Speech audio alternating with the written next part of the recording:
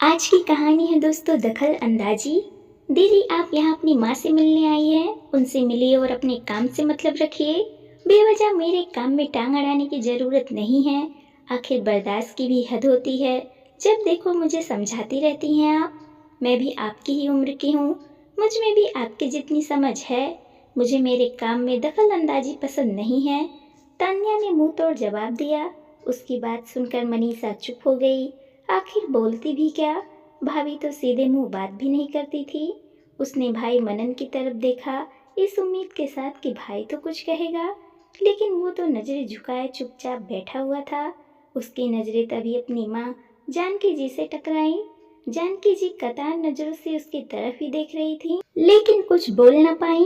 आखिर बोले भी तो क्या बोले, रहना तो बेटे बहू के साथ ही था। मनीषा बेइज्जती का घूंट पीकर रह गई। आखिर जानती थी कि अगर वो कुछ बोलेगी तो बाद में भाभी माँ का जीना दुश्वार कर देगी। आज इतने दिनों बाद मनीषा अपने मायके आई थी, पर मायके में इतना कुछ बदल चुका है, ये उसकी सोच से बाहर था। जिस घर में कभी माँ पापा की चलती थी, आज वहाँ बहू तान्या का सिक्का बोल रहा था। आखिर भाई इतना चुप कैसे हो गया। वो तो माँ के खिलाफ कुछ सुन भी नहीं सकता था। उसका इस तरह से स्वागत होगा, इसका अंदाजा उसे बिल्कुल नहीं था। मालूम है कि किसी इंसान के जाने के बाद बदलाव होता है, पर पापा के जाने के बाद ऐसा क्या हो गया जो घर का माहौल इतना ज़्यादा बदल गया। पापा के सामने तो तान्या कुछ नहीं कह पाती थी, पर अब इतनी हिम्मत कहाँ से आ गई। तान्या और मनन की शादी 2 साल पहले हुई थी। मनन की शादी के 3 महीने बाद ही मनीषा की भी शादी सूरज के साथ करवा दी गई और वो विदा होकर अपने ससुराल चली गई। घर में सब कुछ सामान्य ही तो था। जब भी मनीषा ससुराल से आती थी तो उसका स्वागत बड़े अच्छे से होता था। माँ और भाभी उसकी मनपसंद चीजें बनाकर रखती थीं। पापा शाम को आते समय उसके लिए आइसक्रीम जरूर लेकर आते थे। जानते थे कि मौसम कोई भी हो, मनीषा को आइसक्रीम बहुत पसंद है। और सिर्फ ऐसा नहीं कि सिर्फ बेटी के लिए ही लेकर आए हो, साथ में बहू के लिए भी उसकी पसंद की चीज जरूर लाते थे। लेकिन पिछले साल पापा की अचानक हार्ट अटैक से मौत हो गई। उसके बाद मनीषा सिर्फ एक बार मायके आई थी, उसके बाद अब आई है, क्योंकि प्रेगनेंसी में कॉम्प्लिकेशन होने के कारण ससुराल वालों ने नहीं भेजा था। अब अपने 2 महीने के बेटे के साथ वो यहाँ आई हुई थी, पर यहाँ का तो माहौल पूरा ही बदल चुका था। कल से देख रही थी, माँ चुप हो चुकी थी, अब ज्यादा कुछ बोलती नहीं थी। साड़ियाँ भी कितनी घिस चुकी थी, उन्हीं को पहने जा रही थी। माँ कभी भी बिना प्रेस की साड़ियाँ नहीं पहनती थी। उनकी साड़ियाँ इतनी घिसी हुई भी कभी नहीं होती थी, पर आज उन्हें इस तरह की साड़ी में देखकर वो बिल्कुल हैरान रह गई। जब उससे रहा नहीं गया तो जबरदस्ती माँ के लिए साड़ी निकालने के लिए उनकी अलमारी खोली तो देखकर दंग रह गई। जो माँ की साड़ियों से अलमारी भरी होती थी, उस अलमारी में बस कुछ घिसी पिटी साड़ियाँ रखी हुई थीं। ये देखकर मनीषा ने कहा, माँ आपकी साड़ियाँ कहाँ गईं? बेटा तेरा पापा के जाने के बाद मन ही नहीं करता, वो साड़ियाँ मैं नहीं पहनती, इसलिए मैंने वो सारी साड़ियाँ लेन देन में निकाल दी। पर उनमें से कई साड़ियाँ पहनी हुई थीं। हाँ, मैंने फिर भी निकाल के दे दी।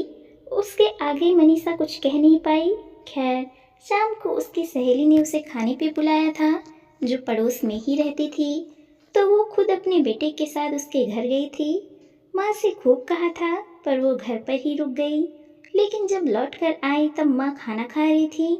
माँ की थाली में सिर्फ दाल रोटी देखकर वो हैरान रह गई। जहाँ तक उसे याद था, शाम को जब वो गई थी तब भाई पनीर लेकर आया था, मतलब भाभी ने पनीर की सब्जी बनाई थी। फिर माँ को सिर्फ दाल रोटी क्यों? उससे पूछा माँ से, माँ आप सिर्फ दाल रोटी क्यों खा रही हो, पनीर क्यों नहीं लिया? आपको तो बहुत पसंद था ना। आजकल ये सब खाने का मन नहीं करता बेटा, सादा खाना खाने से सदे विचार रहते हैं। पर अब तो ये सब बातें मनीषा के गले से नहीं उतर रही थी। कुछ ना कुछ तो गलत था, पर माँ बताना नहीं चाहती थी। पर घर का माहौल जिस तरह से बदला था वो उम्मीद से परे था। लेकिन ये बात उसे जल्दी ही समझ में आ गई। जब रात को भाभी अपनी बड़ी बहन से बात कर रही थी और उनकी बातें मनीषा ने सुन ली। अरे क्या बताऊँ जीजी, ननद घर आई हुई हैं, ये जल्दी से जाए तो मेरा पिंड छूटे। आज अपनी माँ से पूछ रही थी कि पनीर की सब्जी क्यों नहीं ली। अरे मैं दूंगी तो लेंगी ना, भला विधवा औरत को भी ऐसे खाने की क्या ज़रूरत है। सुनकर मनीषा का दिमाग खराब हो गया। मतलब पापा के जाते ही माँ का अस्तित्व खत्म हो गया। जरूर साड़ियों के लिए भी भाभी ने कुछ न कुछ सुनाया होगा, तभी माँ ऐसी घिसी पिटी साड़ी पहनती हैं। उसने सोचा कि जाकर भाभी को जवाब दूं, पर वो चुप रही। भाभी अपनी मनमानी करती थी, पर भाई कुछ बोलता नहीं। कितनी गलत बात थी ये। मनीषा ने रात को माँ से बात भी की। माँ, आप कुछ बोलती क्यों नहीं हो? दादी भी तो विधवा थी, लेकिन आप तो उनके साथ कभी ऐसा नहीं किया। अगर कोई कहता तो आप उससे लड़ जाती थी, पर आज आपको ये क्या हो गया है? उल्टा आप गलत को बर्दाश्त कर रही हो। आखिर क्यों डरती हो आप? बेटा रहना तो मुझे अपने बेटे बहू के साथ ही है ना। अब बेवजह का झगड़ा मोल लूंगी तो वो लोग मुझे छोड़कर चले जाएंगे, फिर भला मैं अकेली कैसे रहूंगी? माँ ने लंबी आह भरते हुए कहा। पर माँ, भाभी इतनी मनमानी कर रही है, भाई चुपचाप क्यों सह रहा है? भाई उनको जवाब क्यों नहीं देता? पहले शुरू शुरू में जवाब देता था, पर वो हर रोज लड़ पड़ती थी। जीना दुश्वार कर रखा था उसने, तो मैंने ही उसे चुप रहने के लिए कह दिया। कम से कम वो तो चैन से रहे। मेरे तो उम्र काट ली, अब बाकी बचे हुए दिन जैसे तैसे निकल जाएंगे। 1 मिनट माँ, आपकी उम्र अभी सिर्फ 55 साल की है। वक्त का कोई पता नहीं, कम से कम स्वाभिमान के साथ जियो। आप कब तक ये बर्दाश्त करोगी? घर आपका, स्वाभिमान आपका, हम बच्चे भी आपके, लेकिन हुक्म भाभी का। तू ये सब बातें छोड़ बेटा, सो जा। तेरा बेटा अगर उठ गया तो तुझे परेशान करेगा, कहकर माँ ने बात पलट दी और दूसरी तरफ मुंह करके सो गई। लेकिन दूसरे दिन सुबह नाश्ते में भाभी ने कचौरी मांग ली थी। सबको कचौरी परोस दी, लेकिन सिर्फ माँ को नहीं दी।